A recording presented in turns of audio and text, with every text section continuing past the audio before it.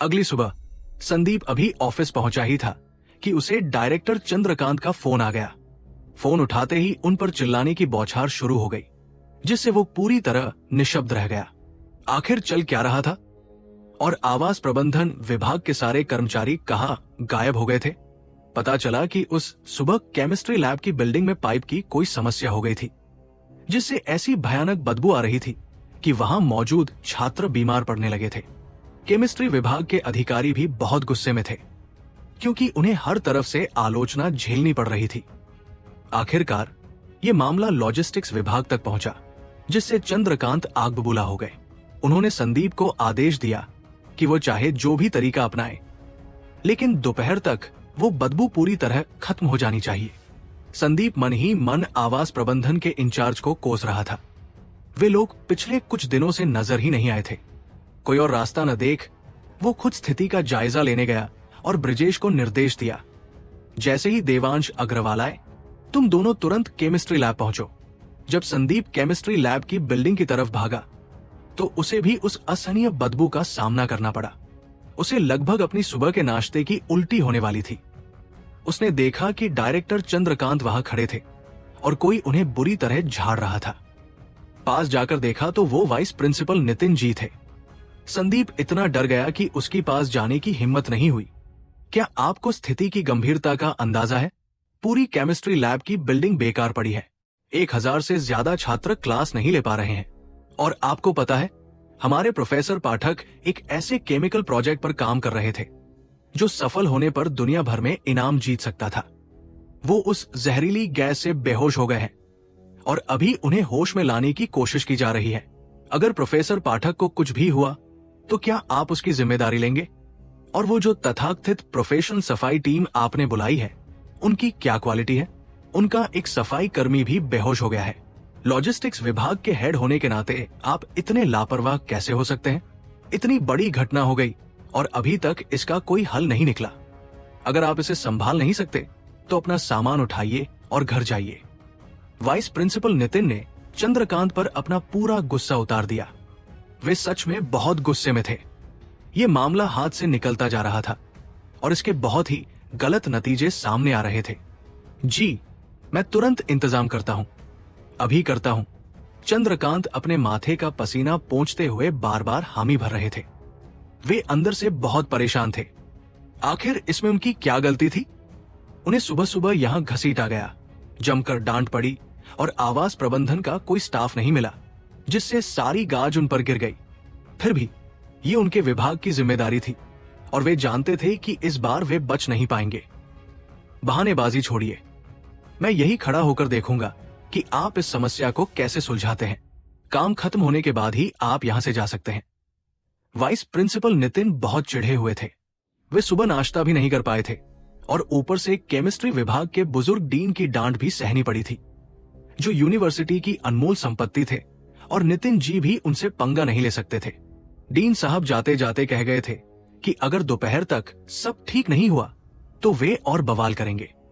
ऐसे में उनका गुस्सा होना लाजमी था।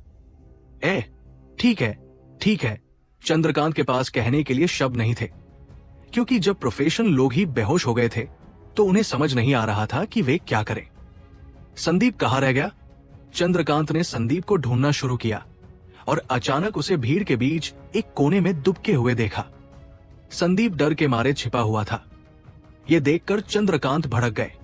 यहां उनकी जमकर क्लास लग रही थी और संदीप छिपा बैठा था। संदीप, इधर आओ, चंद्रकांत चिल्लाया। उसका गुस्सा चरम पर था। तुम यहां आए हो लेकिन मदद करने के बजाय छिप रहे हो। ये कैसा व्यवहार है? नमस्ते डायरेक्टर साहब। नमस्ते वाइस प्रिंसिपल साहब। संदीप ने जबरदस्ती की मुस्कुराहट के साथ उनका अभिवादन किया। उसने समझ लिया था कि अब उसकी डांट पड़नी तय है। बकवास बंद करो, अब तुम्हें वो बदबू साफ करनी है। दोपहर तक सब ठीक हो जाना चाहिए, चंद्रकांत ने कहा। हालांकि वो खुद बहुत गुस्से में था, लेकिन इस समय वो संदीप पर चिल्लाने में समय बर्बाद नहीं करना चाहता था, क्योंकि नितिन जी की डांट ने उसे थका दिया था। संदीप तुरंत चंद्रकांत के पास गया और सावधानी से सुझाव दिया, डायरेक्टर साहब, यहाँ की समस्या को प्रोफेशनल लोगों को ही संभालना चाहिए, क्योंकि यहाँ बहुत सारे केमिकल हैं। जो खतरनाक हो सकते हैं। लानत है, क्या मुझे ये पता नहीं है? दिक्कत यह है कि प्रोफेशनल लोग ही बेहोश हो गए हैं। अब मैं क्या करूं? मुझे नहीं पता तुम कैसे करोगे, लेकिन मुझे दोपहर तक लैब उस बदबू से एकदम साफ चाहिए। चंद्रकांत बहुत परेशान था। वाइस प्रिंसिपल की डांट खाने के बाद उसका गुस्सा 7वें आसमान पर था। जाओ और इसे अभी ठीक करो, अगर नहीं हुआ तो अंजाम भुगतने के लिए तैयार रहना, चंद्रकांत ने संदीप को कड़े शब्दों में कहा। उसमें जरा भी हमदर्दी नहीं थी। ऐसे समय में चंद्रकांत को शिष्टाचार की कोई परवाह नहीं थी। अगर वो मुसीबत में था तो वो संदीप को भी चैन से नहीं रहने देना चाहता था। क्या मैंने सही सुना? ये कैसे मुमकिन है? क्या ये सब सिर्फ मुझे परेशान करने के लिए किया जा रहा है? मैंने तो किसी का कुछ बिगाड़ा भी नहीं है। ये आवास प्रबंधन का काम है, मेरा इससे क्या लेना देना? चंद्रकांत की बातें सुनकर संदीप बहुत परेशान हो गया और घबराहट में इधर उधर टहलने लगा। उसे कोई रास्ता सूझ ही नहीं रहा था। तभी दूर से देवांश अग्रवाल और ब्रिजेश आते हुए दिखाई दिए और संदीप की आंखों में चमक आ गई। बड़ी मछली छोटी मछली को खाती है और छोटी मछली झींगे को। चंद्रकांत को वाइस प्रिंसिपल से डांट पड़ी थी और वो अपनी भड़ास निकालने के लिए किसी को ढूंढ रहा था। ऐसा लग रहा था कि आज संदीप को इस मुसीबत से निकलने के लिए किसी और को बलि का बकरा बनाना ही पड़ेगा। देवांश की तरफ देखते ही उसे एक विचार आया, वही आज उसका निशाना बनेगा। आखिर उसे किसने कहा था कि जब सब शांत हो तब चापलूसी न करे? वो सोचता था कि बस सिर झुकाकर मेहनत से काम करेगा तो काम चल जाएगा। देवांश के मुकाबले ब्रिजेश कहीं बेहतर था। कम से कम वो कभी कभी मुझे खाना तो खिला देता था। इसके अलावा डायरेक्टर ने खुद उसे इतना काम सौंपा था। जरूर इस लड़के ने डायरेक्टर चंद्रकांत को नाराज किया होगा। उसे आग बुझाने और इल्जाम अपने सिर लेने के लिए इस्तेमाल करना एक तीर से 2 निशाने लगाने जैसा होगा। इससे डायरेक्टर का दिल भी जीता जा सकता था। ये सोचकर संदीप चंद्रकांत के सामने देवांश पर चिल्लाने लगा। देवांश, क्या मैंने तुम्हें यहाँ की स्थिति के बारे में नहीं बताया था? तुमने इसे ठीक से क्यों नहीं संभाला? देखो तुमने क्या कचरा फैला रखा है, इसका कितना बुरा असर पड़ा है। आखिर तुम काम कैसे करते हो? तुम बहुत ही गैर जिम्मेदार हो। देखो तुम्हारी वजह से आज वाइस प्रिंसिपल और डायरेक्टर साहब इतने नाराज हैं। संदीप ने सब सोच रखा था। अगर ये लड़का सफाई देने की कोशिश करेगा तो वो उस पर जिम्मेदारी से भागने का आरोप करेगा, लेकिन अगर वो चुपचाप अपनी गलती मान ले तो उसे समझदार माना जाएगा। संदीप को इस तरह चिल्लाते और धौंस जमाते देख देवांश तुरंत उसकी घटिया सोच समझ गया। संदीप के लिए उसके मन में कोई दोस्ती या सम्मान नहीं था और देवांश बिना किसी वजह के उसका इल्जाम अपने सिर लेने वाला नहीं था। उसने न तो कोई सफाई दी और न ही गलती मानी, बल्कि सीधे कहा, सेक्शन हेड साहब, मैं पिछले कुछ दिनों से पार्क के कामों में व्यस्त हूं। आपने मुझसे इस बारे में कभी कोई बात ही नहीं की, तो फिर अधिकारियों को नाराज करने की बात कहां से आई? ये न केवल संदीप के मुंह पर एक जोरदार तमाचा था, बल्कि सबके सामने उसकी पोल खोलना भी था। देवांश की बातों ने संदीप के इल्जाम दूसरों पर डालने के प्लान पर पानी फेर दिया, और वह भी चंद्रकांत के सामने। संदीप को ऐसा महसूस हुआ जैसे वो झूठ बोलते हुए पकड़ा गया हो। उसे बहुत शर्मिंदगी महसूस हो रही थी, जैसे किसी ने उसके मुंह पर कई थप्पड़ जड़ दिए हों। उसका चेहरा शर्म से लाल हो गया। उसे कभी उम्मीद नहीं थी कि देवांश सच में ऐसी बात कह देगा। तुम क्या बकवास कर रहे हो? मैंने तुम्हें नहीं बताया? अगर मैं कह रहा हूं कि मैंने बताया था तो मतलब बताया था। तुम्हें लगता है कि मुझे कुछ याद नहीं रहता? अब तुम दोनों जल्दी जाओ और लैब की समस्या को सुलझाओ। संदीप गुस्से से पागल हो गया। उसका चेहरा गुस्से में बिगड़ गया था और वो देवांश पर चिल्लाने लगा। उसकी आवाज बहुत तेज थी, जिससे साफ पता चल रहा था कि वो कितना तिल मिलाया हुआ था। अधिकारियों की डांट ने पहले ही उसका मूड खराब कर रखा था, और ऊपर से उसका जूनियर देवांश इतना निडर निकला कि उसने दोनों बड़े साहबों के सामने उसके झूठ की धज्जियां उड़ा दी। भले ही सच यही हो, लेकिन एक जूनियर होने के नाते क्या तुम अपने बॉस का बचाव नहीं कर सकते थे? इज्जत नहीं दी तो ठीक था, पर सबके सामने मुझे नीचा क्यों दिखाया? क्या तुम अभी भी इस विभाग में काम करना चाहते हो? मैं सच में बहुत परेशान हूं। मुझे ऐसा बेवकूफ और जिद्दी लड़का कहां से मिल गया? अधिकारियों के सामने वो इतनी बेबाकी से बात कर रहा था, बिना किसी हिचकिचाहट के। उसे संदीप की डांट का जरा भी खौफ नहीं था। इसके बजाय उसने संदीप को ही शर्मिंदा कर दिया था। संदीप जितना सोचता उसे उतना ही गुस्सा आता। संदीप की हिम्मत नहीं हुई कि वो वाइस प्रिंसिपल और डायरेक्टर के चेहरे की ओर देखे। उसका मन कर रहा था कि वो इस लड़के को अभी धक्के मारकर बाहर निकाल दे। बकवास बंद करो और अभी काम पर जाओ, संदीप ने देवांश को जलती हुई नजरों से घूरते हुए कहा। उसने दांत पीसते हुए आगे कहा, मुझे नतीजा चाहिए, दोपहर तक काम हो जाना चाहिए, वरना तुम्हें कल से काम पर आने की जरूरत नहीं है। ये यूनिवर्सिटी आपके परिवार की नहीं है। मैं काम पर आऊंगा या नहीं, ये फैसला आप अपनी मर्जी से नहीं ले सकते। वाइस प्रिंसिपल साहब, डायरेक्टर साहब, क्या मैं सही कह रहा हूं? जब संदीप चिल्लाकर तमाशा कर रहा था, तब देवांश ने उसकी तरफ देखा भी नहीं। इसके बजाय उसने वाइस प्रिंसिपल और चंद्रकांत की ओर देखते हुए ये बात कही। वाह, क्या बात है। एक तरफ खड़े ब्रिजेश की तो घिघी बंद गई थी। उसने देखा कि देवांश ने वाइस प्रिंसिपल और डायरेक्टर के सामने संदीप की कैसी हालत कर दी है। देवांश में अपने बॉस को चुनौती देने की इतनी हिम्मत कहां से आई? वो तो बहुत ही निडर निकला। ऐसी बातें कहने की हिम्मत वाकई काबिले तारीफ थी। सिर्फ ब्रिजेश ही नहीं, वाइस प्रिंसिपल नितिन और चंद्रकांत भी देवांश की बातें सुनकर और उसका अंदाज देखकर दंग रह गए। उन्होंने संदीप का वो घटिया नाटक तो देख ही लिया था, लेकिन उन्हें देवांश से ऐसे जवाब की उम्मीद नहीं थी। संदीप को और भी भड़कते देख और माहौल को तनावपूर्ण होता पाकर ब्रिजेश समझ गया कि अगर ये बातचीत और आगे बढ़ी तो कुछ भी अनहोनी हो सकती है। देवांश के लिए मुसीबत खड़ी हो सकती है और शायद उसकी अपनी नौकरी पर भी आंच आ जाए। इसलिए उसने देवांश का हाथ पकड़ा और कहा, जी जी सेक्शन हेड साहब, हम अभी जा रहे हैं और काम शुरू कर रहे हैं। ये कहकर उसने जल्दी से देवांश को लैब के दरवाजे की तरफ खींच लिया। जैसे ही देवांश वहां से गया, वाइस प्रिंसिपल नितिन और चंद्रकांत दोनों ने संदीप की ओर बहुत ही नाराजगी भरी नजरों से देखा। वे साफ देख सकते थे कि संदीप अपनी गलती देवांश पर मढ़ने की कोशिश कर रहा था और देवांश ने उसे जरा भी भाव नहीं दिया। ये युवक वाकई बहुत अजीब था। हालांकि उस समय उनका पूरा ध्यान केमिस्ट्री लैब की समस्या पर था, इसलिए वे इस मामले को और ज्यादा खींचना नहीं चाहते थे। चंद्रकांत को ख्यालों में खोया देख संदीप ने मन ही मन देवांश को हजारों गालियां दी और बेबसी में सिर झुकाए चंद्रकांत के पास खड़ा रहा। देवांश भाई, केमिस्ट्री लैब में बहुत सारे जहरीले केमिकल होते हैं और अगर कोई समस्या होती है तो आमतौर पर प्रोफेशनल लोगों को ही बुलाया जाता है। क्या हम दोनों वाकई इसे संभाल पाएंगे? ब्रिजेश ने देवांश अग्रवाल को खींचते हुए कहा। उसने अपनी नाक को कसकर ढक रखा था क्योंकि बदबू और भी तेज होती जा रही थी। अब जाकर उसे एहसास हुआ कि मामला काफी गंभीर है और वो थोड़ा घबराया हुआ सब बड़बड़ा रहा था। हालांकि वो देवांश से बहुत कम मिलता था, लेकिन उसकी अंतरात्मा कह रही थी कि देवांश एक अच्छा साथी है और उसने हमदर्दी में उसे आगाह कर दिया। अगर आपने पहले अधिकारियों से उस तरह बात न की होती तो हमारे लिए चीजें इतनी मुश्किल नहीं होती। सेक्शन हेड संदीप जानबूझकर हमें परेशान कर रहे हैं, ब्रिजेश ने आह भरते हुए कहा। कोई बात नहीं, चलिए बस एक बार चलकर देख लेते हैं।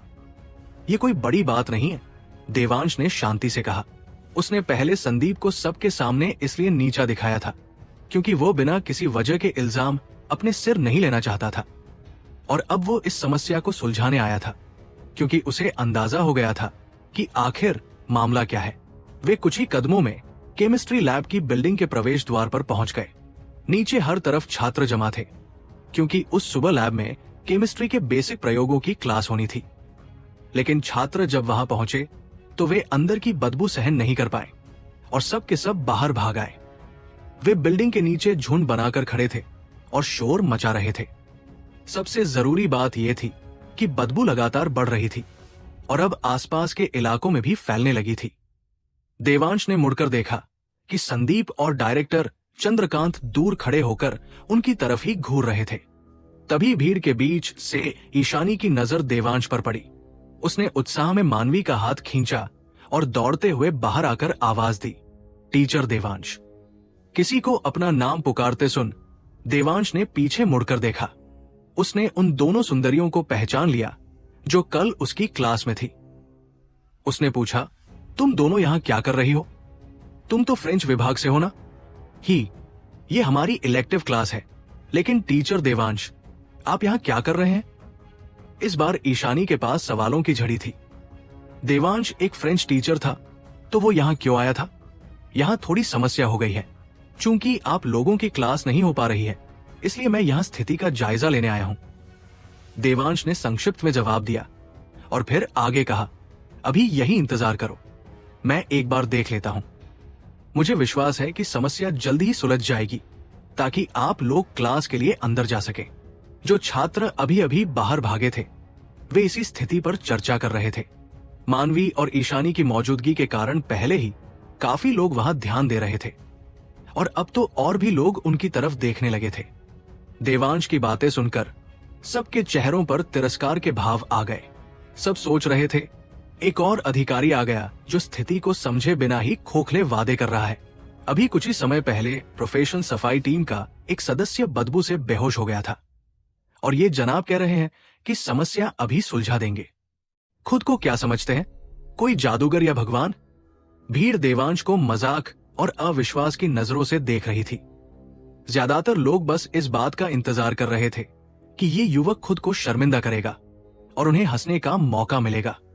देवांश को अंदर जाते देख ईशानी उलझन में पड़ गई। टीचर देवांश, समस्या सुलझाने आए हैं, लेकिन क्या टीचर देवांश फ्रेंच के टीचर नहीं है? मानवी दीदी, क्या आपको यह अजीब नहीं लग रहा? टीचर देवांश केमिस्ट्री लैब को भी संभालते हैं। ईशानी ने मानवी को देखते हुए पूछा। किसे पता, फ्रेंच टीचर होने के अलावा उनके पास स्कूल में कोई और जिम्मेदारी भी हो सकती है। मानवी ने बेरुखी से जवाब दिया, लेकिन उसके मन में भी यही सवाल था, एक फ्रेंच टीचर इन छोटे मोटे मामलों में क्यों शामिल होगा? अब आप भी उत्सुक हो रही है ना? चिंता मत कीजिए मानवी दीदी, ये मुझ पर छोड़ दीजिए। जब मुझे समय मिलेगा तो मैं आपके लिए टीचर देवांश की असली पहचान का जरूर पता लगाऊंगी। हा, ईशानी शरारत से खिलखिलाकर हंसी। है क्या? उनकी पहचान का मुझसे क्या लेना देना? हर चीज में मुझे मत घसीटो। मानवी का चेहरा गुस्से से काला पड़ गया। वो अपनी इस सहेली की वजह से निशब्द रह गई थी। जो कुछ भी बोल देती थी, उसकी एक लापरवाही भारी पड़ सकती थी। मुझे लगा आप जानना चाहती थी, इसलिए मैं मदद की पेशकश कर रही थी। ईशानी ने मासूम चेहरा बनाकर कहा, जैसे वो सच में मानवी की मदद करना चाहती हो। अगर तुमने फिर से बकवास की तो घर पहुंचने पर तुम्हें सख्त सजा मिलेगी। मानवी ने कहा। वो सच में नाराज होने लगी थी। उसे डर था कि उसकी सहेली फिर से कुछ गलत बोल देगी। अगर वो देवांश की पहचान जानना भी चाहती थी तो उसे हर जगह ढिंढोरा पीटने की जरूरत नहीं थी। ये पागल लड़की भी ना। ओह, मानवी की सख्त सजा की धमकी सुनकर ईशानी की बोलने की हिम्मत नहीं हुई। उसे गुदगुदी होने से बहुत डर लगता था और वो मानवी के साथ ही कमरा साझा करती थी, इसलिए वो उसकी बात टाल नहीं सकती थी। देवांश और उसके साथी को केमिस्ट्री लैब के दरवाजे पर एक अधेड़ उम्र का आदमी मिला जो टीचर जैसा लग रहा था। देवांश ने पूछा, नमस्ते, हम लॉजिस्टिक्स विभाग की सामान्य कार्य शाखा से आए हैं। हमें यहाँ की स्थिति को संभालने के लिए बुलाया गया है। शुक्र है आप लोग आ गए, मैं इंतजार ही कर रहा था। मैं लैब का प्रशासक हूँ। मेरा नाम पंकज है। उस व्यक्ति ने अपना परिचय दिया। अंदर की स्थिति अभी कैसी है और ये सब कैसे हुआ? देवांश ने सहज भाव से पूछा। आज सुबह पता नहीं किस वजह से केमिकल लैब के गंदे पानी की पाइपलाइन से बहुत तेज बदबू आने लगी। पानी से धोने पर भी कोई फायदा नहीं हुआ और बदबू बढ़ती ही गई। हम उसे निकाल नहीं पाए और अब ये इतनी तेज हो गई है कि लोग अंदर रुककर क्लास नहीं ले पा रहे हैं। और हाँ, प्रोफेशनल सफाई टीम के कुछ सदस्य तो पहले ही बेहोश हो चुके हैं। पंकज ने फीकी मुस्कान के साथ सिर हिलाते हुए कहा, ए देवांश भाई, जब प्रोफेशनल लोग ही बेहोश हो गए हैं तो हम क्या करेंगे? ये सुनकर ब्रिजेश तुरंत बेचैन हो गया। अगर प्रोफेशनल लोग इसे नहीं संभाल पाए तो उनके जैसे शौकिया लोगों के पास कोई मौका नहीं था। वो खुद बेहोश नहीं होना चाहता था। ये जगह खतरनाक थी। अगर कोई बीमार पड़ गया तो मुसीबत हो जाएगी। घबराओ मत, ये कुछ नहीं है। चलिए मिलकर स्थिति देखते हैं। देवांश ने बड़े आत्मविश्वास के साथ कहा और प्रशासक पंकज के साथ लैब में दाखिल होने के लिए तैयार हो गया। अरे भाई, तुम कौन हो और यहाँ क्यों घूम रहे हो? क्या तुमने देखा नहीं कि पूरी केमिस्ट्री बिल्डिंग बंद कर दी गई है? अगर कुछ हो गया तो कौन जिम्मेदार होगा? देवांश और पंकज को पास आते देख अंदर दरवाजे पर खड़े प्रोफेशनल सफाई टीम के कप्तान अजय ने उन्हें जल्दी से रोक दिया। आज का काम वाकई बहुत निराशाजनक था। आने से पहले उसने सोचा था कि ये पिछले कामों जैसा ही होगा, आसानी से निपट जाएगा, लेकिन उसे उम्मीद नहीं थी कि लैब के अंदर जाने के बाद मुश्किलें इतनी बढ़ जाएंगी। उसकी आंखों के सामने उसकी टीम का एक सदस्य बेहोश हो गया था। एक प्रोफेशनल टीम के सदस्य का इस तरह बेहोश होना शर्म की बात थी। सिर्फ टीम के सदस्य ही नहीं, खुद वो भी अंदर की बदबू सहन नहीं कर पा रहा था, जिससे उसे जी मिचलाने लगा और आखिरकार उसे मजबूरी में अस्थायी रूप से बाहर आना पड़ा। ये ऐसी स्थिति थी जिसका सामना उन्होंने पहले कभी नहीं किया था और अब वे उपकरणों के आने का इंतजार कर रहे थे। जब वो इस उलझन को सुलझाने के बारे में सोच ही रहा था, तभी देवांश और पंकज वहां आ पहुंचे। इससे अजय को चिढ़ हुई। जब हम प्रोफेशन होकर अंदर जाने की हिम्मत नहीं कर रहे, तो तुम जैसे नौसिखिए यहां क्या तमाशा करने आए हो? मैं लॉजिस्टिक्स विभाग के सामान्य कार्य अनुभाग से हूं, यहां स्थिति की जांच करने आया हूं। और आप? देवांश ने अजय की तरफ देखा। मैं प्रोफेशनल सफाई टीम का कप्तान हूं। अजय, देखो, अंदर बदबू बहुत तेज है, ये वाकई खतरनाक है। बेहतर होगा कि अंदर मत जाओ, ये हम पर छोड़ दो। सफाई के काम में हम प्रोफेशन है, कृपया जल्दी यहां से चले जाओ। उपकरण आने के बाद हम कोई रास्ता ढूंढ लेंगे, अजय ने नेक इरादे से कहा। उसे लगा कि उसकी चेतावनी उनकी सुरक्षा के लिए है। अगर वे बेहोश हो गए तो ये एक गंभीर मुद्दा बन जाएगा। ओह, कोई बात नहीं, ये बदबू सिर्फ अस्थायी रूप से परेशान करने वाली है, इसमें सीधा कोई जहर नहीं है। हालांकि अगर ये इसी तरह बदलती रही तो मुसीबत हो जाएगी और अधिकारियों ने आदेश दिया है कि इसे आज दोपहर तक ठीक करना ही होगा। मुझे अंदर जाकर समझने दीजिए कि क्या हो रहा है, देवांश ने कहा और वो लैब में आगे बढ़ता रहा। सीधा कोई जहर नहीं है बेटा, अगर समझ नहीं है तो बकवास मत करो। वहां बहुत खतरा है, बिना सही उपकरणों के जान भी जा सकती है। अधिकारियों के आदेश की बात कर रहे हो? बेटा, अधिकारियों की चापलूसी चाहे जितनी कर लो, लेकिन उसके लिए जिंदा रहना जरूरी है। अजय के चेहरे पर एक व्यंग्यात्मक मुस्कान आ गई। उसने सोचा कि ये युवा कितना नादान है, जो सिर्फ एक बड़े अधिकारी के आदेश पर अपनी जान जोखिम में डाल रहा है, जैसे कि उसे अपनी जान की परवाह ही ना हो। यह खुदकुशी जैसा था। यहां तक कि प्रोफेशनल टीम भी इसे नहीं संभाल पा रही थी और उन्हें उपकरणों की जरूरत थी। अंदर जाना सीधे मौत को दावत देने जैसा था। आपकी चिंता के लिए शुक्रिया, देवांश बिना रुके बोला और अजय हक्का बक्का रह गया। इससे पहले कि वो देवांश को रोक पाता, बहुत देर हो चुकी थी। ये देखकर अजय भी जल्दी से उसके पीछे हो लिया। उसने सोचा कि जब इसे बाहर खींचकर लाना पड़ेगा, तब इसे अपनी गलती का एहसास होगा। देवांश को पूरे आत्मविश्वास के साथ अंदर जाते देख ब्रिजेश का दिल भी जोर से धड़का। उसने सोचा, देवांश भाई इतने आश्वस्त कैसे हो सकते हैं? और उन्हें जरा भी डर नहीं लग रहा था। वो अभी तक हिचकिचा रहा था, लेकिन देवांश को अंदर जाते देख उसने अपना दिल कड़ा किया और सोचा, अगर देवांश भाई नहीं डर रहे तो मैं क्यों डरूं? ये सिर्फ एक तेज बदबू ही तो है। अपने दांत पीसते हुए उसने भी अपनी नाक दबाई और केमिस्ट्री लैब के अंदर चला गया। उस समय चेहरे पर मास्क लगाए प्रोफेशनल सफाई टीम के कई सदस्य गुस्से में पानी छिड़क रहे थे। कुछ और लोगों को ऊपर आते देख उन सब ने असंतोष में अपने सिर हिलाए। उन्होंने सोचा, ये कौन लोग हैं जो इस बदबू के बावजूद यहां आने की हिम्मत कर रहे हैं? क्या इन्हें बेहोश होने का डर नहीं है? इसके अलावा इस समय उनके पास कोई जांच उपकरण भी नहीं था, इसलिए उन्हें नहीं पता था कि वहां कोई बहुत जहरीला पदार्थ मौजूद है या नहीं। उनके लिए तो वहां से निकलने का कोई रास्ता नहीं था, लेकिन ये लोग तो खुद मुसीबत मोल ले रहे थे। आप लोग एक पल के लिए रुक जाइए, देवांश ने सफाई दल के सदस्यों के पास पहुंचते हुए उन्हें निर्देश दिया। रुक जाए? तुमने ऐसा कहा? और तुम कौन हो? उनमें से एक ने देवांश की ओर देखा और सीधे लहजे में पूछा। मैं लॉजिस्टिक्स विभाग के सामान्य कार्य अनुभाग से हूं। यहां समस्या को समझने और उसे सुलझाने आया हूं। देवांश ने जवाब दिया और पहले ही उनके पास से आगे निकल गया। समस्या सुलझाने आए हो? तुम्हें क्या लगता है तुम कोई पहुंचे हुए फकीर हो? हम यहां प्रोफेशन है। तुम क्या समस्या सुलझाओगे? देवांश गंदे पानी के नाले के पास गया। उस नाले को देखा जिसे पहले ही खोल दिया गया था। तभी उसने अपनी नाक को थोड़ा हिलाया, हवा को सूंघा और आसपास का जायजा लिया। अपने दिमाग में देवांश ने बहुत जल्दी समस्या की जड़ का विश्लेषण कर लिया था और समझ गया था कि क्या चल रहा है। वो पंकज की तरफ मुड़ा और पूछा, क्या मैं यहाँ के केमिकल सामानों का इस्तेमाल कर सकता हूँ?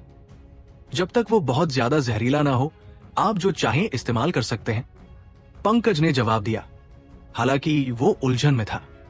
इसे केमिकल सामानों की जरूरत क्यों है? क्या ये सच में कुछ ऐसा बना सकता है जो नाले की बदबू को खत्म कर सके? वो लॉजिस्टिक्स विभाग से है। अगर प्रोफेशनल सफाई टीम इसे नहीं संभाल पाई तो वो कैसे कर सकता है? ये कैसे मुमकिन है? दिन दहाड़े सपने देख रहा है क्या? आराम कर रहे सफाई दल के कुछ सदस्यों ने ये सुना तो अपनी हंसी नहीं रोक पाए। उन्होंने सोचा, ये कैसा इंसान है, इसे केमिकल सामान भी चाहिए। ये युवक जरूर अपना मानसिक संतुलन खो बैठा है जो यहां आकर बकवास कर रहा है। वे सब अपने कप्तान अजय की ओर देखने लगे। अजय ने अपने कंधे उचकाए और हाथ हिलाकर इशारा किया कि उसे जो करना है करने दो।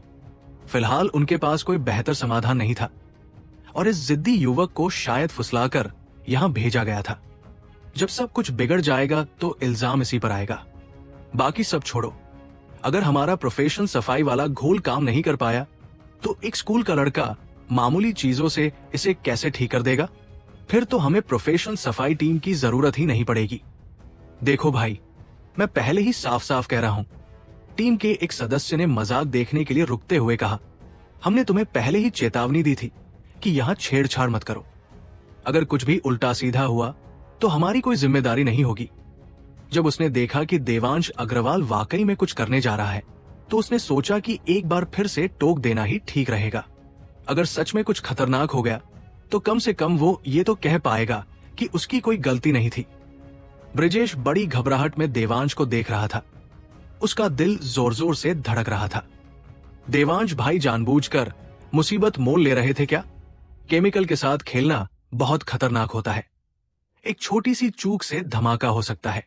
क्या वाकई हम लॉजिस्टिक्स वालों को ये सब करना चाहिए? हमारा काम तो बस स्थिति को समझना है। ऐसा पेचीदा काम तो प्रोफेशनल सफाई टीम पर ही छोड़ देना चाहिए। ये सब सोचते हुए भी ब्रिजेश चुप रहा, लेकिन उसने मन ही मन तय कर लिया कि अगर जरा भी कुछ गड़बड़ लगी तो वो तुरंत देवांश को पकड़कर बाहर की तरफ भागेगा। अपनी जान बचाना ही सबसे जरूरी था। इसमें कोई दिक्कत नहीं होगी। मैं जो केमिकल इस्तेमाल कर रहा हूं वे जहरीले नहीं हैं। देवांश ने पंकज को जवाब दिया। उसने प्रोफेशनल सफाई टीम के सदस्यों के तानों को पूरी तरह नजरअंदाज कर दिया। वर्किंग टेबल पर खड़े होकर देवांश ने कुछ साफ टेस्ट ट्यूब और एक बड़ा बीकर उठाया और फिर तेजी से अलग अलग केमिकल घोल चुनने लगा। आमतौर पर जब भी केमिकल को आपस में मिलाया जाता है तो उनकी मात्रा का बहुत बारीकी से ध्यान रखना पड़ता है। कभी कभी थोड़ा सा ज्यादा होने पर भी तेज प्रतिक्रिया हो सकती है या बनने वाली चीज शुद्ध नहीं होती। वही कम होने पर पूरी तरह से प्रतिक्रिया नहीं हो पाती। इसलिए मात्रा को कंट्रोल करने के लिए मापने वाले कप या ट्यूब का इस्तेमाल किया जाता है। हालांकि देवांश ने इनमें से किसी भी औजार का इस्तेमाल नहीं किया। वो सीधे बोतलों से केमिकल टेस्ट ट्यूब में उड़ेल रहा था। उसके दोनों हाथों में एक एक टेस्ट ट्यूब थी और वो अंदाजे से ही उन्हें बड़े बीकर में मिलाता जा रहा था, जैसे कोई नया ही केमिकल तैयार कर रहा हो। पंकज शुरू में तो बड़े चाव से देख रहा था कि देवांश क्या कर रहा है। क्या वो वाकई समस्या सुलझा पाएगा? लेकिन उसे ये सब बड़ा अजीब लगा। ये नामुमकिन था। समस्या कुछ और थी और देवांश जो कर रहा था वो बिल्कुल अलग था। पर जब देवांश ने मिलाना शुरू किया तो पंकज का मन हुआ कि उसे जोर से डांटे। ये क्या पागलपन था? कोई भी इस तरह केमिकल को नहीं मिलाता। यहां तक कि हाई स्कूल के बच्चे भी ऐसी गलती नहीं करेंगे। बिना मापे अंदाजे से डालना तो बस तमाशा करना था। क्या उसकी आंखें और हाथ इतने सटीक थे? ये तो केमिकल की बर्बादी के अलावा और कुछ नहीं था। इतना ही नहीं, भले ही केमिकल जहरीले ना हो, पर इस तरह मिलाने से कभी भी कोई खतरनाक स्थिति पैदा हो सकती थी। इससे पहले कि पंकज इस गलत तरीके के लिए उसे रोकता, देवांश ने फुर्ती से आधे बीकर तक हल्का पीला लिक्विड तैयार कर लिया था। वो सीधे नाले के पास गया और उसने वो लिक्विड नाले में डाल दिया। गुड़ गुड़, बुलबुले, धड़ाम। जैसे ही वो लिक्विड नाले में गया, किसी गुब्बारे के फटने जैसी आवाज आई और नाले से सफेद धुएं का गुबार उठा, जिसने देखते ही देखते पूरी लैब को भर दिया। पहले से आ रही बदबू और भी तेज हो गई, जिससे सबकी आंखों में पानी आने लगा। सबसे बड़ी बात यह थी कि उस अचानक उठे सफेद धुएं ने सबको ऐसा डरा दिया जैसे कोई केमिकल ब्लास्ट हो गया हो। हालत खराब है, भागो। सफाई टीम के 2 सदस्य तो डर के मारे जमीन पर ही लेट गए। खांस खांस। मास्क पहने हुए लोगों के अलावा बाकी सब बुरी तरह खांसने लगे। तुम पागल हो गए हो? क्या हम सबको मारना चाहते हो? अजय गुस्से में चिल्लाया। वो सच में घबरा गया था। ये तुम क्या कर रहे हो? पंकज ने अपनी भौहें सिकोड़ी। इस युवक की फुर्ती बहुत तेज थी। वो पंकज को यह पूछने का मौका भी नहीं मिला कि वो लिक्विड क्या था, और उसने उसे नाले में डाल भी दिया। सफेद धुएं को देखकर पंकज की भी धड़कनें बढ़ गई थी। देवांश भाई, जल्दी चलो, बाहर निकलो। अगर बात नहीं बनी तो हम फायर ब्रिगेड को बुला लेंगे। आओ, मेरे पीछे आओ। ब्रिजेश ने देवांश का हाथ खींचते हुए कहा। उसे लगा कि इस बार वे बड़ी मुसीबत में फंस गए हैं। पहले तो सिर्फ बदबू थी, लेकिन अगर आग लग गई या धमाका हो गया तो नौकरी जाना तो छोटी बात है, पुलिस केस भी हो सकता है। तुमने क्या मिला दिया? अगर पता नहीं था तो हाथ क्यों लगाया? क्यों तमाशा कर रहे हो? अब जब धमाका नहीं हुआ तो प्रोफेशनल टीम के सदस्य भी भड़क गए।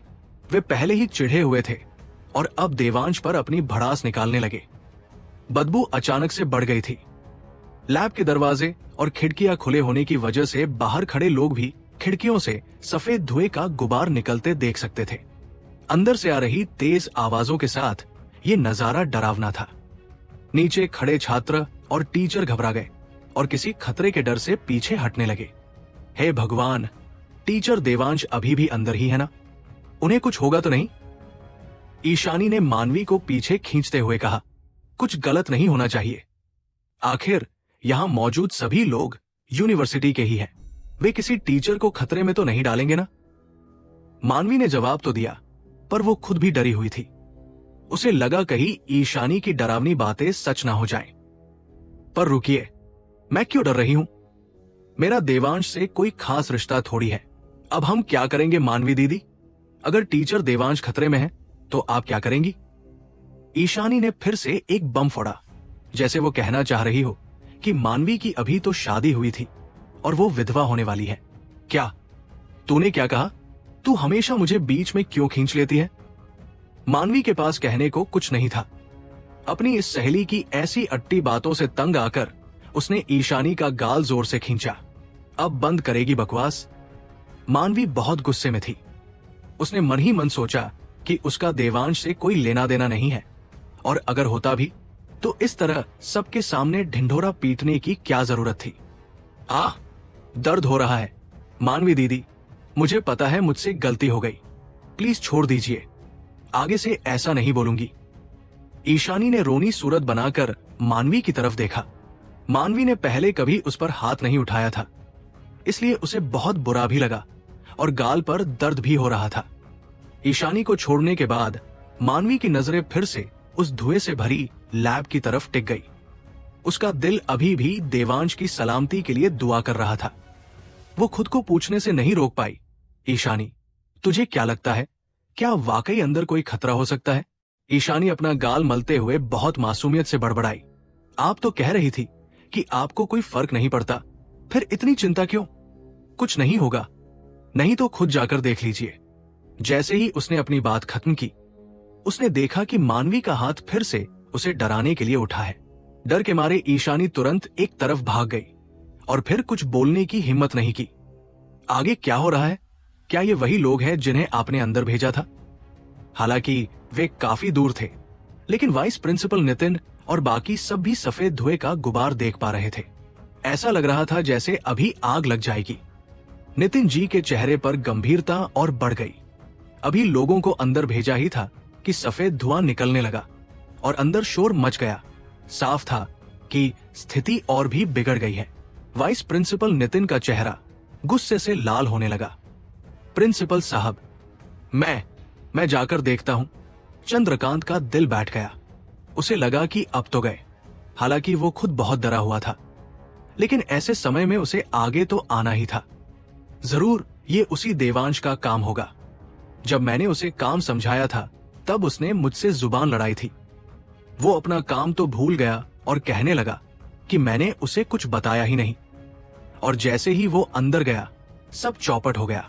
इन जवानों के पास कोई अनुभव नहीं होता और ये काम के मामले में बिल्कुल भरोसेमंद नहीं होते। खुद को ऐसा समझते हैं जैसे लॉजिस्टिक्स विभाग उनके लायक ही नहीं है। मुझे तो पहले से ही उस पर शक था। संदीप को मौका मिल गया और वो तुरंत नितिन जी के पास पहुंचकर कान भरने लगा। संदीप ने सोचा कि वो तो बस देवांश पर इल्जाम मढ़ने का मौका ही ढूंढ रहा था और उसे इतना अच्छा मौका मिल गया। अगर उसने अभी हाथ नहीं मारा तो कब मारेगा? सारा इल्जाम देवांश पर डालकर वो खुद को अधिकारियों की डांट से बचा सकता था।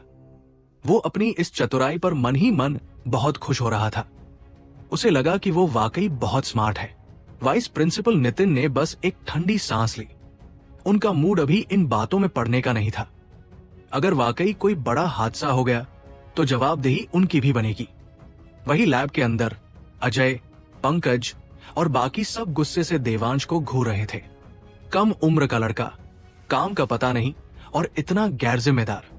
जब से वो आया था बस मनमानी कर रहा था। उन चीजों को हाथ लगा रहा था जिनके बारे में उसे पता भी नहीं था।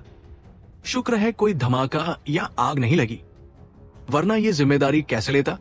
इसे तुरंत यहां से बाहर निकालो और अपने यूनिवर्सिटी के बड़े साहबों को बता देना कि अगर ये इसी तरह तमाशा करता रहा तो हम किसी नतीजे के लिए जिम्मेदार नहीं होंगे। अजय ने गुस्से में कहा, तुम मेरे साथ चलो पहले। और जहां तक इस मामले की बात है, पंकज भी गुस्से में बोल रहा था, ठीक है, अब जल्दी से लैब की खिड़कियां और हवा निकालने वाला पंखा चालू कर दो। बस हवा साफ हो जाएगी और सब ठीक हो जाएगा। देवांश ने अजय और पंकज की बातों को अनसुना कर दिया और सीधे जाकर हवा साफ करने वाला सिस्टम चालू कर दिया। सब ठीक हो जाएगा? क्या मजाक है? यहां सब रायता फैल चुका है। ये लड़का क्या सोचकर ऐसी बातें कर रहा है? आसपास के सभी लोग उसे हैरानी से देख रहे थे। तभी जैसे ही दरवाजों और खिड़कियों से थोड़ा धुआं बाहर निकला और वेंटिलेशन सिस्टम ने काम करना शुरू किया, धुआं तेजी से गायब होने लगा। कमरे में फैली वो चुभने वाली बदबू भी कम होने लगी। सफाई दल के चेहरों पर जो मजाक और तिरस्कार के भाव थे, वे वही जम गए। ये कैसे मुमकिन था? पता नहीं किसने शुरुआत की, लेकिन लोगों ने अपने मास्क हटाना शुरू कर दिया। हालांकि अभी भी थोड़ी गंध थी, लेकिन ये काफी बेहतर हो गई थी। यहां तक कि अजय ने भी अपना मास्क उतार दिया। ये कैसे मुमकिन है? उसने ये कैसे किया? सब देवांश को ऐसे देख रहे थे जैसे वो कोई अजूबा हो। एक प्रोफेशनल सफाई कंपनी भी ऐसी समस्या में पसीने छोड़ देती, जिस समस्या को पहले हल्का समझा गया था और जिसने अभी कुछ देर पहले किसी को बेहोश कर दिया था, उसे देवांश ने बड़ी आसानी से सुलझा दिया था। उसने बस कुछ केमिकल मिलाए, उन्हें नाले में डाला, जिससे सफेद धुएं का गुबार उठा और काम हो गया। ये वाकई किसी चमत्कार जैसा था। अगर पंकज ने देवांश को खुद केमिकल मिलाते ना देखा होता तो उसे वाकई शक होता कि ये लड़का कोई साधारण इंसान नहीं बल्कि कोई जादुई ताकत है। ये सोचना भी नामुमकिन था। आखिर ये था कौन? बहुत ही शक्तिशाली। अगर वो सफाई के काम में आ जाए तो दूसरी कंपनियां तो बर्बाद ही हो जाएंगी। तभी चंद्रकांत ने खुद को संभाला और हिम्मत जुटाकर लैब के दरवाजे तक आए। उन्होंने देवांश अग्रवाल को देखा और घबराहट में पूछा, अभी क्या हुआ था? इतना सारा सफेद धुआं कैसे पैदा हुआ? कुछ खास नहीं सर, मैंने बस एक छोटा सा घोल तैयार किया और अंदर की बदबू को खत्म कर दिया। अब बस इसके पूरी तरह से साफ होने का इंतजार करना होगा, फिर छात्र अपनी क्लास शुरू कर सकते हैं। देवांश ने सीधे और सरल शब्दों में जवाब दिया। क्या? बस कुछ मिलाया और बदबू दूर हो गई? तुम खुद को समझते क्या हो? यहाँ तक कि प्रोफेशनल सफाई टीम भी इसे नहीं संभाल पाई। और तुम एक नौसिखिए होकर कह रहे हो कि तुमने इसे चुटकियों में सुलझा दिया। चंद्रकांत को देवांश की बात पर जरा भी यकीन नहीं हुआ और उन्होंने अनजाने में ब्रिजेश की तरफ देखा। ब्रिजेश तो पहले ही उस नजारे को देखकर इतना चकरा गया था कि वो बस किसी कठपुतली की तरह अपना सिर हिला रहा था। उसी पल पंकज, जो स्थिति की जांच करने के लिए नाले के पास गया था, बाहर आया और उसने तुरंत देवांश का हाथ थाम लिया। उसकी आंखों में खुशी और उत्साह साफ झलक रहा था। भाई, तुम तो जीनियस निकले, वाकई कमाल कर दिया।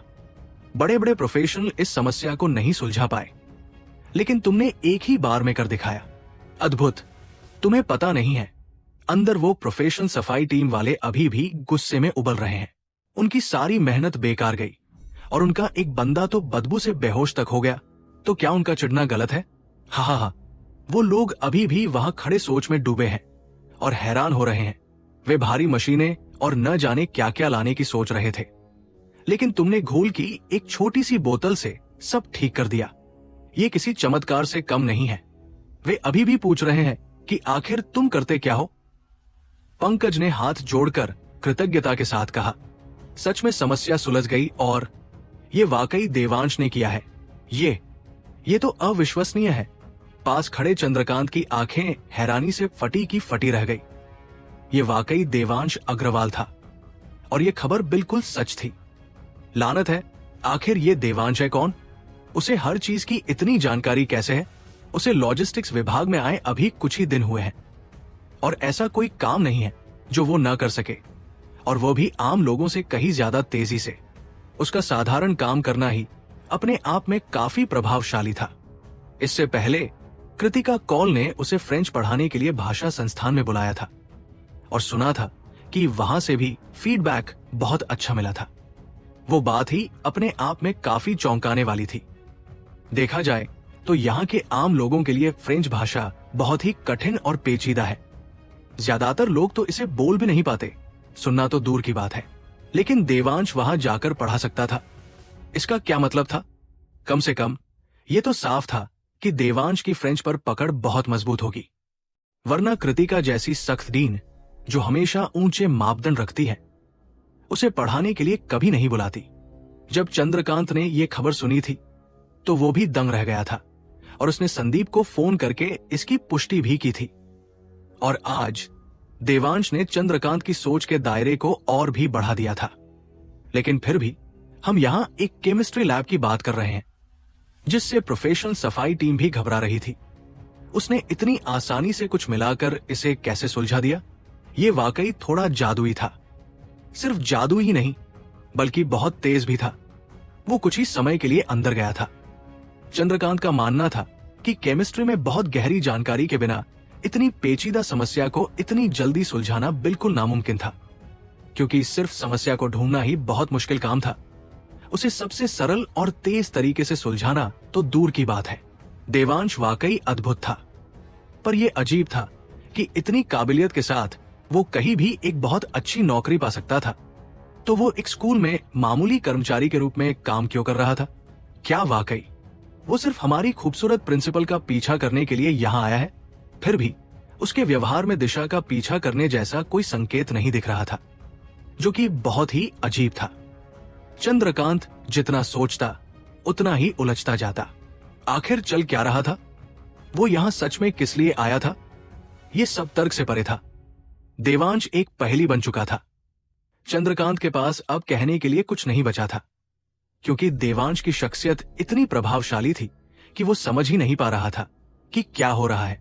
खैर, मुझे देवांश को साथ ले जाकर वाइस प्रिंसिपल नितिन जी को रिपोर्ट देनी चाहिए। देवांश, ब्रिजेश, मेरे साथ चलो और वाइस प्रिंसिपल साहब को पूरी स्थिति समझाओ, चंद्रकांत ने कहा और फिर मुड़कर नितिन जी की तरफ चल दिया। जैसे ही चंद्रकांत देवांश और ब्रिजेश को दरवाजे की ओर ले जा रहा था, सफाई टीम के प्रोफेशनल लोग अपने सफाई के औजार लेकर बाहर निकले। देवांश को देखकर वे सब मुरझाए हुए पौधों की तरह लग रहे थे, एकदम हताश। वाकई ये बहुत शर्मनाक था कि आपका काम कोई ऐसा व्यक्ति कर जाए जो प्रोफेशनल भी नहीं है ना? यहाँ असली प्रोफेशनल कौन है, वे या हम? आखिर ये सब क्या हो रहा था? ये उनके लिए बहुत ही निराशाजनक और शर्मिंदगी भरा था। ये सोचते ही उनके चेहरे शर्म से लाल हो गए। उनका मन कर रहा था कि कहीं जमीन फटे और वे उसमें समा जाएं। साथ ही वे मन ही मन यूनिवर्सिटी के अधिकारियों को भी कोस रहे थे। अगर आपके पास इतना काबिल इंसान था तो हमें क्यों बुलाया? क्या हमारा मजाक उड़ाने के लिए? बेटा, मान गए, वाकई कमाल कर दिया। हम अपनी हार स्वीकार करते हैं, अजय ने अपनी इज्जत बचाने की कोशिश करते हुए कहा। लेकिन उसने देवांश के जवाब का इंतजार नहीं किया और जल्दी से अपने साथियों के साथ पास खड़ी गाड़ी में बैठकर निकल गया। प्रोफेशनल सफाई टीम की बातें सुनकर चंद्रकांत भी निशब्द रह गया। अगर उसे पता होता कि देवांश इतना काबिल है तो वो भला सफाई टीम को क्यों बुलाता? खैर, अब वाइस प्रिंसिपल नितिन जी को रिपोर्ट करने का समय था। देवांश के बगल में खड़ा ब्रिजेश अपनी आंखों से वो सब देख रहा था जो देवांश कर रहा था। वो देवांश के इस अविश्वसनीय और शक्तिशाली तरीके से इतना दंग था कि उसकी हैरानी का कोई ठिकाना नहीं था। देवांश बहुत ही शानदार था। ऐसा लगता था जैसे उसे हर चीज का पता हो। बस जरा सा कुछ मिलाकर उसने बदबू को जड़ से खत्म कर दिया। ये मुमकिन कैसे था? पहले जो कुछ हुआ वो डरावना था, लेकिन पुरानी बातों को याद करते हुए ब्रिजेश भी उलझन में पड़ गया। आखिर ऐसा दिव्य पुरुष हमारे विभाग में काम करने कैसे आ गया? उसने मन ही मन सोचा। देवांश भाई, आप सच में मेरे लिए भगवान हैं। जो छात्र पहले बदबू की वजह से बाहर भाग गए थे, वे अब दरवाजे पर हो रही बातचीत सुन रहे थे। हर कोई देवांश को अविश्वास भरी नजरों से देख रहा था। अभी अभी जो सफेद धुआं उठा था और अब जो धीरे धीरे बदबू कम हो रही थी, उसका समाधान पूरी तरह से हो चुका था। और ये किसी प्रोफेशनल ने नहीं, बल्कि उनके अपने स्कूल के जवान टीचर देवांश ने किया था। कम से कम ईशानी और बाकी सब उसे अभी यही पुकार रहे थे। ये कैसे मुमकिन है? हे भगवान! टीचर देवांश ने इसे ठीक कर दिया। मुझे लगा था कि वे बस स्थिति देखने आए हैं। ये कैसे हो सकता है? उन्हें ये सब करना आता भी है? ईशानी ने हैरानी में चिल्लाते हुए कहा। उसका मुंह अविश्वास में खुला का खुला रह गया। उस समय मानवी भी बहुत उलझन और कशमकश में थी। टीचर देवांश एक पहेली की तरह थे। उनकी पुरानी बातें, उनकी फ्रेंच क्लास और फिर आज की यह घटना। जैसे ही देवांश वहां से जाने वाला था, ईशानी ने तुरंत मानवी का हाथ खींचा और उसके पास पहुंची। उसने मुस्कुराते हुए थम्स अप दिखाया और कहा, टीचर देवांश, आप वाकई बहुत कमाल के हैं।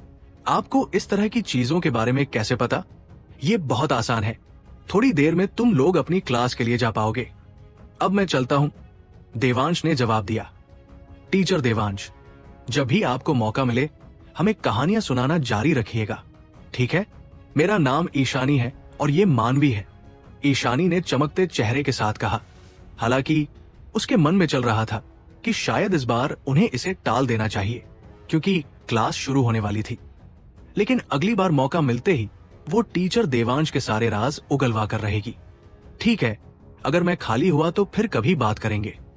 अपनी क्लास में जाओ, वही सबसे जरूरी है। देवांश ने फिर से जोर दिया और फिर ब्रिजेश के साथ चंद्रकांत की ओर चल दिया। चंद्रकांत, अभी क्या हुआ? कोई बड़ी समस्या तो नहीं हुई ना? वाइस प्रिंसिपल नितिन ने चिंता के साथ पूछा जब उन्होंने चंद्रकांत को देवांश और बाकी सबके साथ लौटते देखा। वाइस प्रिंसिपल साहब, कोई दिक्कत नहीं हुई। ये देवांश ही था जिसने लैब की स्थिति को संभाला। चंद्रकांत ने देवांश की तरफ इशारा करते हुए थके हुए अंदाज में जवाब दिया। है? देवांश ने इसे सुलझाया? तुम्हारा क्या मतलब है? क्या कोई मुझे विस्तार से बता सकता है कि आखिर हुआ क्या? वाइस प्रिंसिपल नितिन बेचैन हो गए। एक ऐसा मामला जिसे प्रोफेशनल सफाई टीम भी नहीं सुलझा पाई, उसे इस देवांश ने सुलझा दिया। क्या ये कोई मजाक है? वे वाकई डरे हुए थे। भगवान ना करे कि कुछ और गलत हो जाए। वाइस प्रिंसिपल साहब, मैं बताता हूं, बीच में ब्रिजेश बोला। वो अभी भी थोड़ा उत्साहित था। जब उसने देखा कि साहब पूछ रहे हैं और देवांश कुछ बोलने के मूड में नहीं है, तो उसने जल्दी से पूरी घटना विस्तार से सुना दी। नितिन जी जितना सुनते गए उतना ही उनका अविश्वास बढ़ता गया। क्या? उनके सामने खड़ा ये युवक उस समस्या को बड़ी आसानी से सुलझा चुका था जिसे प्रोफेशनल लोगों की टीम भी नहीं संभाल पाई। आखिर ये है कौन जिसके पास ऐसे हुनर हैं और फिर भी वो लॉजिस्टिक्स विभाग में काम कर रहा है। एक तरफ इसकी काबिलियत और दूसरी तरफ इसकी नौकरी, मेल ही नहीं खाता। भर्ती करने वाले भी मूर्ख हैं जो ऐसे टैलेंट को इस पद पर बर्बाद कर रहे हैं। क्या ये संसाधनों का गलत इस्तेमाल नहीं है? देवांश, आज तुमने हम पर बहुत बड़ा एहसान किया है। इसे ध्यान में रखते हुए क्या तुम अपनी नौकरी या पद बदलना चाहोगे? वाइस प्रिंसिपल नितिन को सच में लगा कि देवांश का लॉजिस्टिक्स में रहना उसके साथ नाइंसाफी है और वे इस युवक की मदद करने के लिए बेताब थे। शुक्रिया वाइस प्रिंसिपल साहब, लेकिन मुझे लगता है कि मेरी मौजूदा स्थिति काफी ठीक है। बदलाव की कोई जरूरत नहीं है, देवांश ने जवाब दिया। टापू पर 5 साल बिताने और ऐसी अनगिनत मुश्किलों को झेलने के बाद, जिन्हें दूसरे सपने में भी नहीं सोच सकते थे, वो वापस आकर अपने परिवार के साथ शांति से रहने में ही खुश था। जहां तक बाकी चीजों की बात थी, उसने उनके बारे में ज्यादा नहीं सोचा था। ठीक है, फिर मैं जोर नहीं दूंगा। अगर कभी तुम्हारा मन बदले या तुम्हें किसी मदद की जरूरत हो तो सीधे मेरे पास आना, नितिन जी ने कहा। हालांकि वे थोड़े अनिच्छुक थे। आज की घटना के लिए वे देवांश के ऋणी थे, वरना उन्हें नहीं पता था कि लौटने पर वे डीन का सामना कैसे करते। उन्होंने देवांश का एहसान माना, लेकिन तय किया कि वे बाद में इसकी भरपाई करेंगे। जब ब्रिजेश ने वाइस प्रिंसिपल नितिन का ये ऑफर सुना तो उसकी आंखें बाहर आने को हो गई। उसने मन ही मन सोचा, देवांश भाई, बस मान जाओ। क्या आपको पता नहीं है, वाइस प्रिंसिपल नितिन अपनी निष्पक्षता के लिए मशहूर है और उन्होंने आज तक कभी किसी का पक्ष नहीं लिया या किसी की तारीफ नहीं की। आप इतने बड़े मौके को क्यों ठुकरा रहे हैं? क्या बर्बादी है, क्या बर्बादी है। हे भगवान, काश मैं होता, फिर मैं इस मुसीबतों के समंदर से बाहर निकल पाता। वहीं संदीप, जो ब्रिजेश की बातें सुन रहा था, वो धीरे धीरे और भी ज्यादा हैरान, दंग और गुस्से में होता जा रहा था। लानत है, मैं पागल हो जाऊंगा। आखिर देवांश को हर चीज के बारे में कैसे पता है, और वो भी इतना सब? उसने इतनी पेचीदा चीज को बस जरा से घोल से ठीक कर दिया। वो एक ऐसी समस्या थी जिसे प्रोफेशनल सफाई टीम भी नहीं संभाल पाई थी। तुम्हें क्या लगता है, तुम कोई भगवान हो या क्या? क्या तुम अमर हो? ऐसा करके तुमने मुझे, यानी अपने विभाग के हेड को, फिर से मुसीबत में डाल दिया है। उसने तिरछी नजरों से वाइस प्रिंसिपल नितिन की ओर देखा और उसे अचानक याद आया कि उसने नितिन जी के ठीक सामने देवांश की बुराई की थी। क्या इससे मेरा उन पर इंप्रेशन पूरी तरह खराब नहीं हो जाएगा? जैसे ही उसने ये सोचा, डर के मारे उसके माथे पर पसीना आने लगा कि कहीं नितिन जी को वो बात याद ना आ जाए और वे उसे सबके सामने फटकार न लगा दे। जिस बात का डर होता है, अक्सर वही होकर रहती है।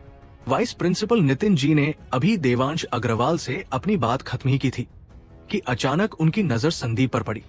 उन्हें संदीप को देखते ही फिर से गुस्सा आ गया।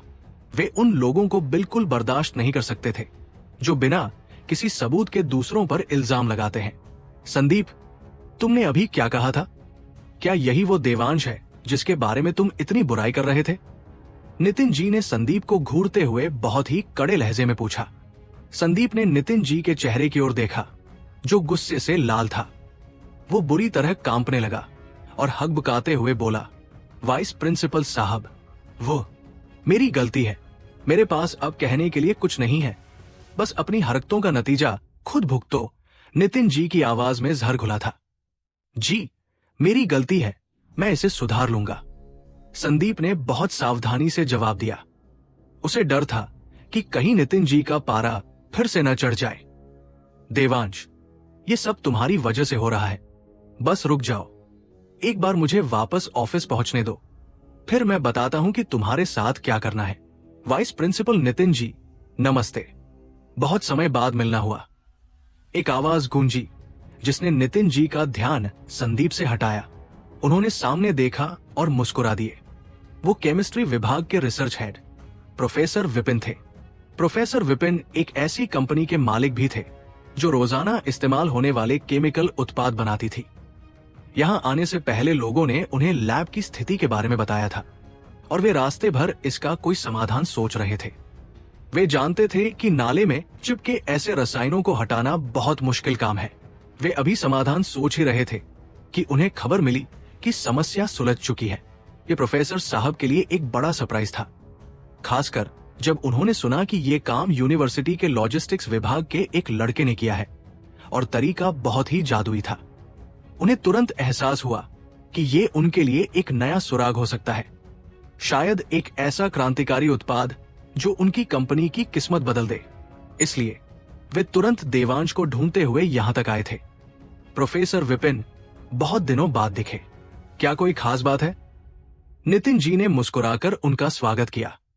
कुछ खास नहीं, बस देवांश अग्रवाल नाम के किसी लड़के को ढूंढ रहा हूं जिसने अभी लैब की इस मुश्किल समस्या को सुलझाया है। फोन पर खबर मिलते ही प्रोफेसर विपिन को पता चल गया था कि वो कोई जवान लड़का है, इसलिए उनकी नजर देवांश और ब्रिजेश पर टिक गई। ओह, जिस देवांश की आप बात कर रहे हैं वो यही है। नितिन जी ने मुस्कुराते हुए देवांश का परिचय कराया। उन्हें हैरानी थी कि प्रोफेसर साहब उसे क्यों ढूंढ रहे हैं। देवांश। जब प्रोफेसर विपिन ने देवांश को देखा तो उनके चेहरे के भाव जम गए। हालांकि उन्हें पता था कि वो जवान है, लेकिन सामने देखने पर वे और भी दंग रह गए क्योंकि वो उनके छात्रों से भी छोटा लग रहा था। अगर देवांश के चेहरे पर वो गजब का आत्मविश्वास और शांति न होती तो वे कभी यकीन नहीं कर पाते। लैब की वो समस्या क्या वाकई तुमने सुलझाई है? प्रोफेसर विपिन जल्दी से मुद्दे पर आना चाहते थे। वे जानते थे कि लोग बेहोश हुए हैं। उन्होंने तो अपनी कंपनी से भारी मशीनें और सामान भी मंगवा लिया था, लेकिन उनके आने से पहले ही काम इतनी जल्दी कैसे हो गया, ये उनकी समझ से बाहर था। हाँ, मैंने ही किया, देवांश ने सिर हिलाते हुए सहजता से कहा। देवांश का जवाब सुनकर प्रोफेसर विपिन की आंखों में एक बार फिर हैरानी दिखी। फिर उन्होंने कहा, बात यह है कि मैंने इस विषय पर काफी रिसर्च की है। हमारे लैब में जो समस्या हुई थी वो बहुत गंभीर थी। अगर कोई प्रोफेशनल टीम भी आती तो उन्हें इसे ठीक करने में कम से कम 1-2 दिन लग जाते और उस दौरान बदबू और भी बढ़ती, शायद जहरीली गैसें भी पैदा होती। बाजार में मौजूद बड़े से बड़े केमिकल उत्पाद भी इसे इतनी जल्दी साफ नहीं कर सकते। मैं बहुत उत्सुक हूं, तुमने आखिर किस तरीके से इसे इतनी जल्दी ठीक कर दिया? प्रोफेसर विपिन बहुत सावधानी से पूछ रहे थे। वे जानते थे कि अगर ये सच है कि इस लड़के ने बस जरा से केमिकल मिलाकर सब ठीक कर दिया है तो ये एक बहुत बड़े आविष्कार की शुरुआत हो सकती है। ऐसी बातें बहुत संवेदनशील होती है, खासकर जब बात फॉर्मूले की हो। अगर वाकई ऐसा कोई जादुई फॉर्मूला मौजूद था तो वो अंतर्राष्ट्रीय बाजार पर राज कर सकता था और केमिकल इंडस्ट्री की दुनिया बदल सकता था। देवांश ने प्रोफेसर विपिन की ओर देखा। क्या आपके पास कागज और पेन है? कागज और पेन। प्रोफेसर विपिन थोड़े चकित रह गए, लेकिन उनका पूरा ध्यान देवांश के जवाब पर था, इसलिए उन्होंने तुरंत सिर हिलाया। ले आइए, मैं आपके लिए वो लिख देता हूं। देवांश ने बड़ी बेपरवाही से अपना हाथ बढ़ाया। क्या क्या कहा? यह सुनते ही प्रोफेसर विपिन का दिल इतनी जोर से धड़कने लगा जैसे वो बाहर निकल आएगा। उन्हें अपने कानों पर यकीन नहीं हो रहा था। वे गलत नहीं सुन रहे थे। क्या ये लड़का वाकई उन्हें वो फॉर्मूला लिखकर देने वाला था? ये मुमकिन कैसे हो सकता है? वो फॉर्मूला, क्या उसे अंदाजा भी है कि इस फॉर्मूले की कीमत क्या है? वे तो बस पुष्टि करना चाहते थे। उन्हें कभी उम्मीद नहीं थी कि ये लड़का उन्हें वो कीमती चीज यूं ही दे देगा।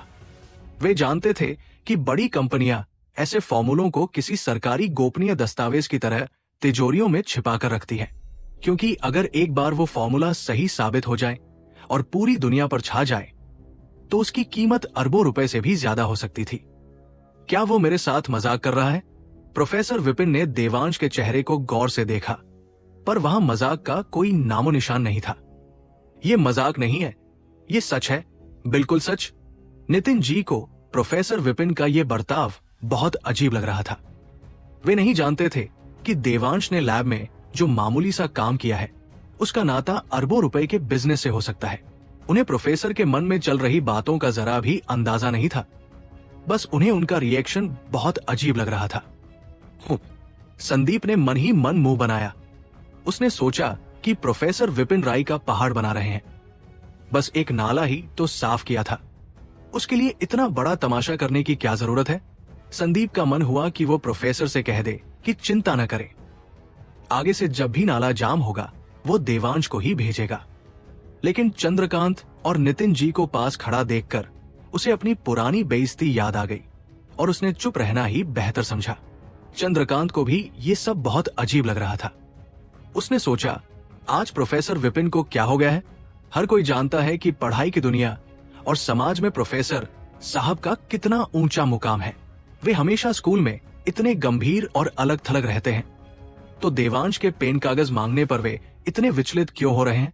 उस समय प्रोफेसर विपिन का मुंह खुला का खुला रह गया था और उनकी आंखों में गहरा अचंभा था। हाँ, ठीक है। कुछ पल के सन्नाटे के बाद प्रोफेसर विपिन ने बार बार सिर हिलाया और जल्दी से अपनी जेब से एक छोटी नोटबुक और एक कीमती पेन निकालकर देवांश को दे दिया। देवांश ने उन्हें हाथ में लिया और बिना किसी झिझक के तेजी से लिखना शुरू कर दिया। जब उसने लैब में वो घोल मिलाया था तो वो बहुत ही सहज और आसान था, लेकिन जब इसे किसी और के लिए लिखना हो तो बहुत सी छोटी छोटी बातों का ध्यान रखना पड़ता था। फिर भी देवांश का हाथ बहुत तेजी से चल रहा था और देखते ही देखते प्रोफेसर विपिन के हाथों में एक केमिकल फॉर्मूला था। प्रोफेसर विपिन इस क्षेत्र के बड़े उस्ताद थे। एक नजर देखते ही वे इसकी कीमत समझ गए। वे सुन पड़ गए। इसका जो आधार था वो बहुत ही साधारण था, जैसे वे खुद भी किसी ऐसी चीज पर रिसर्च कर रहे हों। लेकिन इसमें जो जरा सा बदलाव किया गया था वो एक ऐसी सोच थी जो उनके दिमाग में कभी नहीं आई थी, और उसी जरा से बदलाव ने इसे इतना चमत्कारी बना दिया था। टैलेंट नहीं, ये तो जीनियस है। केवल एक जीनियस ही ऐसा तरीका और इतना शानदार बदलाव सोच सकता था। इस फॉर्मूले की अहमियत बहुत ज्यादा थी। इसके लिए दुनिया के बेहतरीन सुरक्षा गार्ड या कमांडो तैनात किए जा सकते थे, और अब वो उनके हाथ में था। प्रोफेसर विपिन के हाथ वो फॉर्मूला थामे हुए कांप रहे थे। हालांकि उन्होंने अभी इसका टेस्ट नहीं किया था, लेकिन उन्हें 80% यकीन था कि ये फॉर्मूला कितनी बड़ी कामयाबी ला सकता है। देवांश, यूनिवर्सिटी की नौकरी के अलावा मेरी अपनी एक कंपनी भी है। अगर तुम हमारी कंपनी में मुख्य शोध अधिकारी के तौर पर जुड़ते हो तो तुम जो चाहो वो शर्त रख सकते हो। इसके अलावा मैं वादा करता हूं कि जब यह प्रोडक्ट बाजार में आएगा तो तुम्हें कंपनी के शेयर का एक हिस्सा भी मिलेगा। प्रोफेसर विपिन इस मौके को छोड़ना नहीं चाहते थे। नितिन जी और चंद्रकांत के सामने ही वे खुलेआम देवांश को अपनी कंपनी में बुलाने लगे। ऐसा जीनियस भला लॉजिस्टिक्स विभाग में क्या कर रहा है? ये तो किसी मजाक जैसा लग रहा है। शुक्रिया, देवांश ने हल्की मुस्कान के साथ कहा। मुझे यहाँ काम करना पसंद है और मैं कहीं और नहीं जाना चाहता। मैं तुम्हें 5% शेयर दे सकता हूँ। 5%। और अगर भविष्य में और भी प्रोडक्ट्स आए तो इसे और भी बढ़ाया जा सकता है। प्रोफेसर विपिन को लगा कि शायद देवांश उनकी बात समझ नहीं पाया है, या उसे लग रहा है कि वे बस हवा में बातें कर रहे हैं। इसलिए उन्होंने सीधे आंकड़ों की बात की। 5%। 5। इस बार तो वाइस प्रिंसिपल नितिन जी की भी सांसें अटक गई। प्रोफेसर विपिन की कंपनी कोई छोटी मोटी कंपनी नहीं थी। वो अरबों रुपए के टर्नओवर वाली कंपनी थी जिसे पूरे देश में जाना जाता था। उसके 5% शेयर। हे भगवान, क्या प्रोफेसर विपिन पागल हो गए हैं? प्रोफेसर विपिन के बिजनेस के बारे में सबको पता था, और चंद्रकांत और संदीप भी ये सुनकर सन्न रह गए थे। ये कैसा मजाक चल रहा है? क्या ये कोई नाटक है? यूनिवर्सिटी का एक बड़ा प्रोफेसर लॉजिस्टिक्स विभाग के एक मामूली लड़के को अपनी कंपनी में बुला रहा है और सीधे 5% शेयर ऑफर कर रहा है। ये बात समझ से बिल्कुल बाहर थी। यहां आखिर हो क्या रहा है? संदीप को अब ऐसा लग रहा था जैसे वो पागल हो जाएगा। ये दुनिया बहुत अजीब हो गई थी। पहले कृतिका कौल इस लड़के के पीछे भाग रही थी, और अब प्रोफेसर विपिन आए और उसे अपनी कंपनी का हिस्सेदार बनाने की जिद करने लगे। अगर कोई गेम में चीट कोड भी इस्तेमाल करे तब भी इतना सब नहीं होता। संदीप तो इसके बारे में सपने में भी नहीं सोच सकता था, लेकिन यहां उसकी आंखों के सामने ये सब सच हो रहा था। पागलपन, एकदम पागलपन। अब वो देवांश को ऐसी नजरों से देख रहा था जैसे उसकी आंखों से आग निकल रही हो। क्या सच में दुनिया पागल हो गई है? पहले नितिन जी उसकी नौकरी बदलना चाहते थे, और अब प्रोफेसर विपिन तो उससे भी आगे निकल गए और उसे सीधे पार्टनर बनाने लगे। ये तो हद ही हो गई थी। माफ कीजिएगा, फिलहाल मैं अपनी नौकरी नहीं बदलना चाहता। देवांश ने बिल्कुल वैसा ही जवाब दिया जैसा उसने नितिन जी को दिया था, बिना किसी हिचकिचाहट के। उसने मना कर दिया। उसने वाकई मना कर दिया। संदीप का मन हुआ कि वो जाकर देवांश का गला दबा दे। उसने फिर से मना कर दिया था। क्या उसे अंदाजा भी था कि प्रोफेसर विपिन की कंपनी कितनी बड़ी है और 5% हिस्सेदारी का क्या मतलब होता है? वो ताउम्र ऐशो आराम की जिंदगी जी सकता था। भला कौन लॉजिस्टिक्स का मामूली कर्मचारी बनकर रहना चाहेगा? कौन यहाँ की खाक छानना चाहेगा? आसमान की ऊंचाइयों तक पहुंचने का एक मौका उसने बस ऐसे ही हाथ से जाने दिया, जैसे वो कुछ भी न हो।